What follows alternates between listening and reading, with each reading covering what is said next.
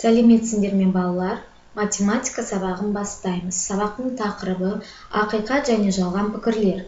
Бүгінгі сабақта ақиқат және жалған пікірлерді ажыратуды үйренеміз. Алдымен оқулықтағы бірінші тапсырмаға қараймыз. Пікірлердің ақиқат не жалған екенін анықтаңдар. Қарағай мәңгі жасыл өсімдік. Қызғалдақ далалы жерде өспейді. Сексеуіл шөл дала өсімдігі, еңлікгүл шөлде өспейді. Балалар, пікірдің ақиқат не жалған екенін анықтадыңдар ма? Олай болса тексеріп көрелік. Қарағай мәңгі жасыл өсімдік. Ақиқат пікір. Қызғалдақ далалы жерде өспейді. Жалған пікір. Сексеуіл шөл дала өсімдігі. Ақиқат пікір. Еңлікгүл шөлде өспейді. Ақиқат пікір. Балалар, жауаптарын сәйкес келсе, жаратыңдар. Келесі тапсырмаға назар аударамыз. Пікірлер ақиқат па? Тексеріп көрелік. 25 пен 9 сандарының қосындысы 34-ке тең. Ақиқат пікір. 48 пен 5 сандарының қосындысы 50-ден үлкен. Ақиқат пікір. 80 саны 65 санынан артық емес. Жалған пікір. 70 саны 65 санынан кем емес. Ақиқат пікір. 100 бен 28 сандарының айырмасы 62-ге тең. Жалған пікір. Жарайсыңдар балалар. Келесі тапсырмаға назар аударамыз. Үшінші есеп. А нұсқасы.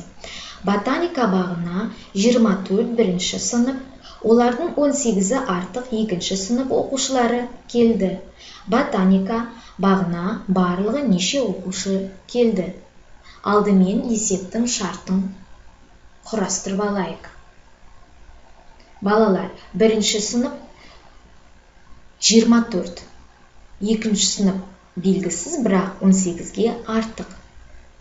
Бізге ботаника бағында барлығы неше оқушы келгенін табуымыз қажет.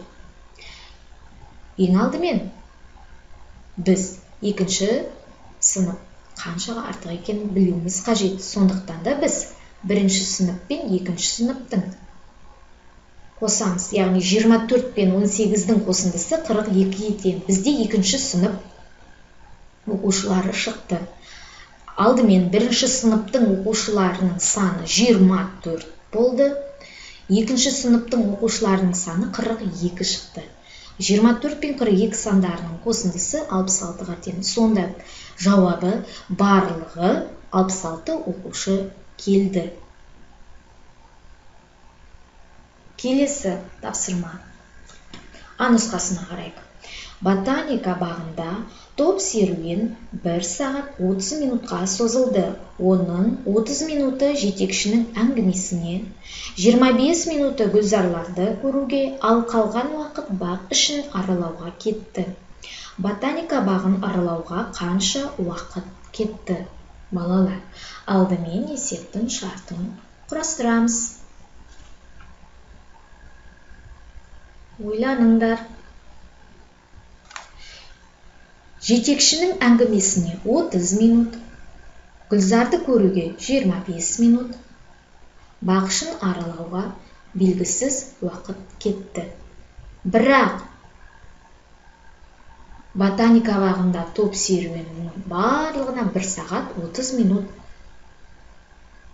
дейін созылды. Әрине, балалар, ең алдымен 1 сағат 30 минутты біз айналдырып аламыз минутқа. Қараңдар, 1 сағатта 60 минут бар, 60-қа 30 минутты қосамыз. Сонда бізде 90 минут шығады. 90-нан 25 минут пен 30-дың қосындысын азайтамыз. 25 пен 30 минуттың қосындысы 55-ке тең болады. Сол жерде 55 минут болады. 90 минуттан 55 минутты азайтқанда 35 минут кетті. Жауабы ботаника бағын аралауға 30 минут кетті. Тамаша балалар. Жарайсыңдар, келесі тапсырмаға назар аударамыз.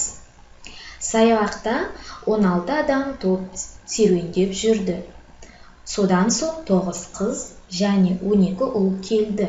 Саябақта барлығы неше адам серуендеп жүр?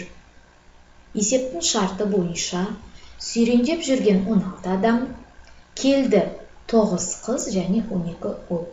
Саябақта барлығы неше адам серуендеп жүр, яғни барлығы белгісіз.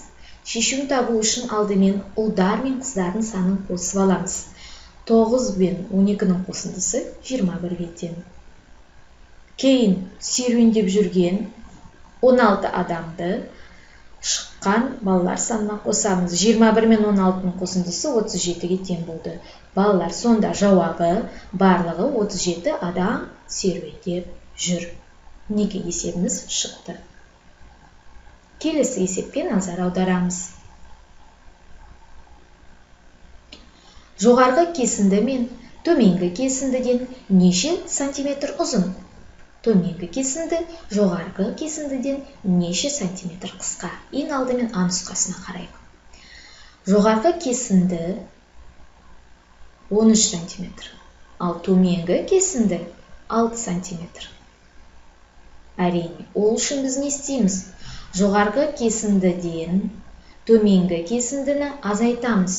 Яғни 13 сантиметрден 6 сантиметрді азайтқанда бізде 7 сантиметр шықты. Сонда жоғарғы кесінді 7 сантиметрге ұзын.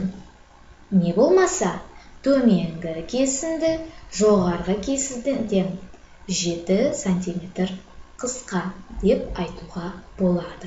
Балалар, қалған Ә нұсқасын осындай түрде өздерің шығарып көріңдер. Келесі тапсырмаға назар аударамыз. Карточкаларда бейнеленген сандарды 3 жиынға бөл. Алдымен жиындарды түсіне қарай, болмаса сандарына қарай ажыратуға болады. Қалай ойлайсыңдар? Қандай жиындарға бөлуге болады? Тамаша балалар. Дұрыс айтасыңдар. 1 таңбалы сандар жиыны, 2 таңбалы сандар жиыны және 3 таңбалы сандар жиынына бөлуге болады. Ең алдымен 1 таңбалы сандар жиынына ең алдымен элементтерін қарап атап шығайық. 1 таңбалы сандар жиынына 1, 3, 2, 5, 6, 7, 9. Яғни бұл 1 таңбалы сандар 7 элементтен тұрады. 2 таңбалы сандар жиынына 39, 78, 33, 35, 12 сандары, яғни 5 элементтен тұрады. 3 таңбалы сандар жиыны 100, 400, 300, 500, 200, яғни бұл жерде 3 таңбалы сандардың элементі 5. Тамаша, жарайсыңдар балалар, бұл тапсырманы орындап шықтыңдар. Балалар, бүгінгі сабағымыз аяқталды. Сау болыңдар.